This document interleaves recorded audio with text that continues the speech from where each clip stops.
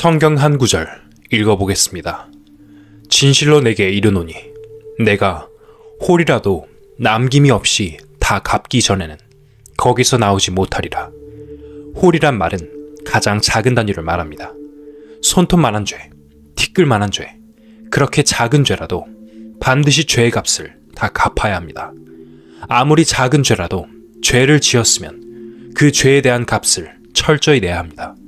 죄값을 내지 않으면 안 돼요. 여러분은 이 세상에 태어나서 오늘까지 사는 동안 지은 큰 죄나 작은 죄나 그 죄가 다 갚아졌다고 생각하십니까?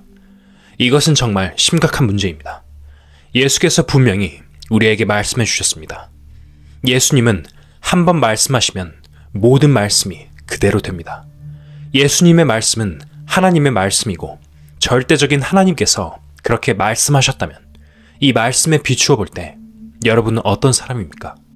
혹시 여러분은 도둑질하고 살인한 죄는 없을지 모르지만 아주 작은 죄라도 지었으면 다 심판을 받습니다. 그런 운명에 처해 있어요. 그렇기 때문에 마음으로 뉘우치고 회개해야 합니다. 또 간음치 말라 하였다는 것을 너희가 들었으나 나는 너희에게 이르노니 여자를 보고 음욕을 품는 자마다 마음에 이미 간음하였느니라. 간음이라는 것은 행동으로 간음한 것만이 아니라 마음으로 간음을 해도 마찬가지로 죄입니다. 이성을 보고 음욕을 품는 자마다 마음에 이미 간음한 것입니다. 만일 내 오른 눈이 너로 실족해 하거든 빼어내버리라. 내 백체 중 하나가 없어지고 온몸이 지옥에 던지우지 않는 것이 유익하며 오른 눈으로 죄를 지었으면 빼어버리라고 했습니다. 오른쪽 눈이 죄를 지어서 온몸이 지옥으로 가게 생겼기 때문입니다. 생각해보세요. 오른쪽 눈을 빼면 왼쪽 눈을 가지고 죄를 지을 것이고 오른손을 찍어내면 또 왼손 가지고 죄를 지을 건데 찍고 빼내고 나면 나중에 뭐가 남겠습니까? 죄는 결국 마음에 있습니다. 마음이 더럽고 악하고 마음 속에 음란이 있고 누구를 미워하는 마음이 있고 그런 마음이 나를 대표하는 것이니까 내가 지옥 갈 수밖에 없는 운명이라고 말하고 있는 것입니다. 어떤 전도사 한 사람은 손가락을 잘랐습니다. 그 이유를 물으니까 성경에 보면 손이 죄를 지으면 잘라버리라고 했기 때문이라고 했습니다. 그러나 그렇게 잘라봤자 소용없습니다.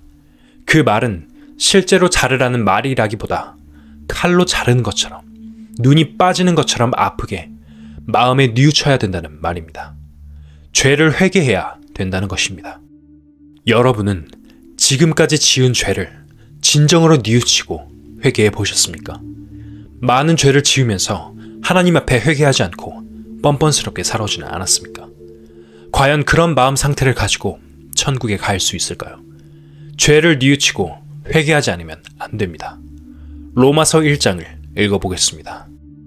하나님의 진노가 불의로 진리를 막는 사람들의 모든 경건치 않음과 불의에 대하여 하늘로 쫓아 나타나나니 이는 하나님을 알만한 것이 저희 속에 보임이라. 하나님께서 이를 저희에게 보이셨느니라. 창세로부터 그의 보이지 아니하는 것들 곧 그의 영원하신 능력과 신성이 그 만드신 만물에 분명히 보여 알게 되나니 그러므로 저희가 핑계치 못할지니라. 하나님을 모르는 죄, 하나님을 부인하는 죄는 무서운 진노의 심판을 받는다고 했습니다. 그 다음 절을 보시면 하나님을 알지만 심판받는 사람이 있습니다. 이어서 읽어보겠습니다. 하나님을 알되 하나님으로 영화롭게도 아니하며 감사치도 아니하고 오히려 그 생각이 허망하여지며 미련한 마음이 어두워졌나니 스스로 지혜 있다 하나 우준하게 되어 썩어지지 아니하는 하나님의 영광을 썩어질 사람과 금수와 버러지 형상의 우상으로 바꾸었느니라. 하나님을 안다고 하면서 하나님으로 영화롭게 아니하고 자기만을 영화롭게 한 것입니다. 하나님의 영광을 돈 자랑하고 세력 자랑하고 또 우상 숭배하는 것으로 바꿔버렸습니다. 감사치도 아니하고 란 말은 무슨 말입니까? 요즘 예수님을 믿는 사람들은 감사를 많이 합니다. 입에 감사가 달렸습니다. 물 한 잔 들고도 하나님 감사합니다. 사과 한 쪽 들고도 하나님 감사합니다 합니다. 크리스마스가 되면 크리스마스 감사, 정월 초하루가 되면 신년 감사 헌금, 생일 되면 생일 감사, 취직 되면 취직 감사, 결혼하면 결혼 감사, 아기 낳으면 또 감사, 감사가 줄줄이 달렸습니다. 부흥 집회하면 특별 감사 헌금을 합니다. 감사를 많이 해요. 이런 모습들을 보면 감사하지도 아니하고 란 말이 해당이 안 되는 것 같습니다. 그런데 그런 감사를 아무리 많이 해도 근본적인 감사가 없었으면 아무 소용이 없습니다. 예배당을 다니면서 감사 헌금을 많이 해도 하나님, 내 죄를 용서해 주셔서 감사합니다. 한 적이 있었습니까? 하나님, 내 영혼을 구원해 주셔서 감사합니다. 하는 감사가 없었으면 다른 감사는 다 소용없습니다. 여기서 감사하지도 아니한다는 말은 바로 그 감사가 없었다는 뜻입니다. 이사야 12장을 읽어보겠습니다. 그날에 내가 말하기를 여호와여 주께서 전에는 내게 노하였사오나 이제는 그 노가 쉬었고 또 나를 안위하시오니 내가 주께 감사하겠나이다 할 것이니라. 보라, 하나님은 나의 구원이시라. 내가 의뢰하고 두려움이 없으리니 주 여호와는 나의 힘이시며 나의 노래시며 나의 구원이심이라. 그러므로 너희가 기쁨으로 구원의 우물들에서 물을 기르리로다. 그날에 너희가 또 말하기를 여호와께 감사하라. 그 이름을 부르며 그 행하심을 만국 중에 선포하며 그 이름이 높다 하라. 여기 어떤 것에 대한 감사라고 되어 있습니까? 바로 구원의 감사입니다. 어떤 사람들은 구원받은 날이 있어야 한다고 가르치기 때문에 이단이라고 합니다. 감리교 창시자인 요한 웨슬레는 1738년 5월 24일 저녁 8시 45분에 구원받았습니다. 프랑스가 낳은 17세기의 위대한 과학자이며 수학자이자 사상가였던 파스칼도 구원받은 날짜가 있습니다. 미국 복음주의 운동의 선두 역할을 한 D.L. 무디도 구원받은 날이 있습니다. 개신교 선교운동의 선구자인 진젠도르프 백작도 구원받은 날이 있어요. 분명히 성경에도 그 날이 있습니다. 그날에 내가 말하기를 여호와여 주께서 전에는 내게 노하셨사오나 구원받기 전에는 노하신 하나님이 무서웠습니다. 이제 구원받음으로써 그 노가 쉬었습니다. 나를 안위하시오니 내가 주께 감사하겠나이다 할 것이니라. 보라, 하나님은 나의 구원이시라.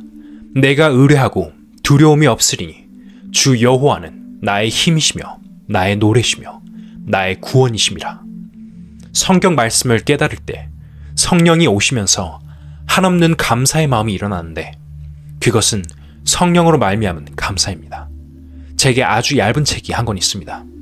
기독교란 무엇인가? 라는 제목으로 신학박사 한경직 목사님이 쓴 책입니다. 이 책 끄트머리에 보면 사람에게는 생일이 2번 있어야 한다는 것을 아주 강력하게 강조하고 있습니다. 첫 번째 생일은 어머니 모태에서 태어난 생일, 두 번째 생일은 거듭날 때의 생일입니다. 한경직 목사님도 그것을 강조하셨어요. 이 성경도 분명히 그렇게 말합니다. 여러분, 하나님 앞에 구원받은 감사를 드린 적이 있습니까? 만일 그 감사가 없었으면 심판을 받습니다. 로마서 1장을 읽어보겠습니다. 그러므로 하나님께서 저희를 마음의 정욕대로 더러움에 내어 버려두사 저희 몸을 서로 욕되게 하셨으니 이는 저희가 하나님의 진리를 거짓 것으로 바꾸어 피조물을 조물주보다 더 경배하고 섬김이라. 주는 곧 영원히 찬송할 이시로다. 아멘. 하나님이 만들어 놓으신 피조물을 조물주, 창조주보다 더 경배하고 섬긴다고 했습니다. 이 말씀 앞에 여러분 자신을 한번 비춰보시길 바랍니다. 내가 오는 날까지 이 세상 살아오면서 하나님을 더 귀하게 여겼는지, 아니면 하나님이 만들어 놓은 이 세상 물질, 의복, 보물, 집 등 이 세상 것을 더 귀하게 여겼는지 말입니다. 그것이 죄입니다.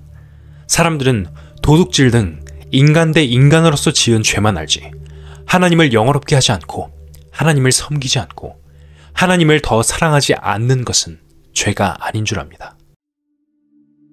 자세한 내용은 성경은 사실이다 강연을 통해 확인하실 수 있습니다.